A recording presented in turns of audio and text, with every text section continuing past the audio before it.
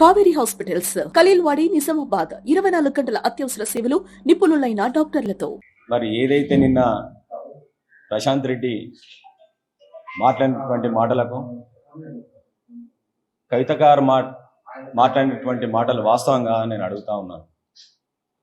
కాళేశ్వరం ద్వారా మరి ఏ రోజు కూడా నిజామాబాద్ జిల్లా కానివ్వండి, కామారెడ్డి జిల్లా కానివ్వండి, ఒక్క ఎకరానికి నీళ్ళు ఇచ్చినటువంటి పాపన పోలేదు.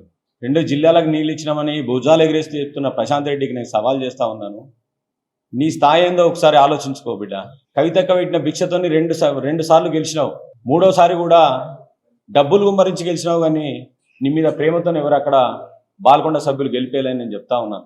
2 సార్ల జ్వరం వచ్చి చికెన్ గిన్నెతో బాధపడుతూ వెహికల్ ఎక్కి దిగని నడవలేని పరిస్థితిలో కూడా మరి మీ గెలుపు కోసము అహర్నిశలు కృషి చేసినటువంటి కవితకారు మీద మాట్లాడడం కరెక్ట్ కాదు బిడ్డ, జాగ్రత్త అని చెప్పి తెలియజేస్తా ఉన్నాను. 2021-22లో కొండపోచమ్మపల్లి సాగర్ నుంచి హల్దీవాగు ద్వారా ఏసంగి పంటకు మాత్రమే కాళేశ్వరం నుంచి నిజాం సార్కు నీళ్ళు ఇవ్వడం జరిగింది. ఆ తర్వాత ఎప్పుడు కూడా మీరు ఒక చుక్క నీళ్లు నిజాం సార్కు ఇవ్వలేదు. ఎందుకంటే నేను ఈరోజు చెప్తున్నా, నిజాం సార్ నీళ్లు నా ఊరి వరకు వస్తాయి. అట్లాంటిది ఒక ఏసంగి పంటకే వచ్చింది. కానీ నేను కూడా ఆ నిజాం సార్ కింద కులం ఉన్నటువంటి వ్యక్తినే కాబట్టి నేను చెప్తా ఉన్నాను, ప్రశాంత్ రెడ్డి ఈరోజు నువ్వు చేసినటువంటి అవినీతి కప్పిపుచ్చుకోవడానికి ఈరోజు మాట్లాడుతూ ఉన్నావు. మిషన్ భాగీరథ వైస్ చైర్మన్ చేసినావు. ఏం చేసినావు? వైస్ చైర్మన్ చేసి సొంత ఫ్యాక్టరీలు పెట్టుకున్నావు, పైప్ ఫ్యాక్టరీలు పెట్టుకున్నావు. ఆ ఫ్యాక్టరీ నుంచే పైపులు సప్లై చేసినావు. ఎంత అవినీతితో ప్రజలకు తెలియదా అనేది? ఇలా మాట్లాడుతున్నావు పెద్దగా. ఏం చేసినావు? 10 సంవత్సరాలు మంత్రిగా ఉండి ఓన్లీ నీ బాల్కొండ కాన్స్టిట్యున్సీకి తప్ప వేరే దగ్గర ఒక పని చేసినా అని చెప్పి చూపించు. ఏ కాన్స్టిట్యున్సీలో పని చేసినావా? నువ్వు రాష్ట్ర మంత్రిగా ఉండి నీ కాన్స్టిట్యున్సీ తప్ప ఎక్కడికి పోయినావు? నువ్వు ఏ కాన్స్టిట్యున్సీ తిరిగినావు?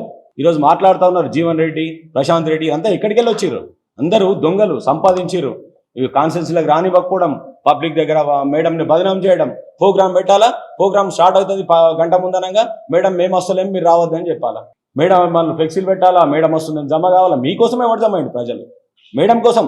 అప్పటికప్పుడు ప్రోగ్రామ్ క్యాన్సిల్ చేయాలా, జనాలు ఎక్కువ వస్తారు, ఆమె క్రెడిట్ వస్తుంది అని చెప్పేసి. ఇవన్నీ చూడలేరా జిల్లా ప్రజలు? ముందు ఉంది బిడ్డ మీ అంతా, మీ భాగవతము, మీ నాటకం అంతా. 2019లో మీకు అధిష్టానం చెప్తే మీరు కవితకు నోడగొట్టలేదా? ఎట్లా గెలిచినావు? మొన్న 23 ఎట్లా గెలిచినావు? ఒక జాగృతి కార్యకర్త ఉన్న డివిజన్లో నీకు లీడ్ వచ్చి బయటపడ్డావు. నీకు రాబోయే ఎలక్షన్లో జాగృతి కుటుంబ సభ్యులు ఖచ్చితంగా నీకు బుద్ధి చెప్తారు. ఎస్ఆర్ఎస్పి పునర్జీవనం దాంట్లో ఇరిగేషన్ చరిత్రలోనే అత్యంత అవినీతి చేసింది ప్రశాంత్ రెడ్డి. ఇది నిజం కాదా? మీరు చేసిన అవినీతి ఇప్పటి నుంచి ఖచ్చితంగా ప్రజల్లో ఎండగడతాం, ప్రజల్లోకి తీసుకెళ్తాం.